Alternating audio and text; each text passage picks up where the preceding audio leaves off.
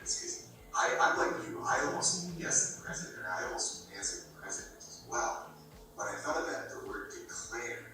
I'm like, well, the president might tell he might be the one that's pushing for it, but he's basically saying it to Congress, like you have to declare war. Here is why, right?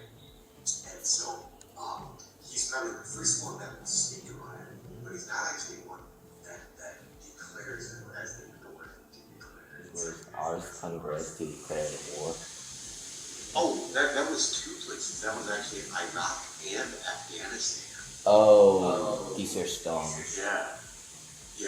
That was after September 11th. Again, this was before you guys were born, but that was after September 11th. And George Bush said, we need to.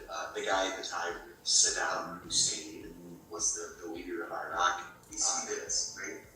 The lowest unemployment rate in this bar, where we see a number, is where the billions of dollars in tax revenue, right, is somewhere between 12 and 14 million.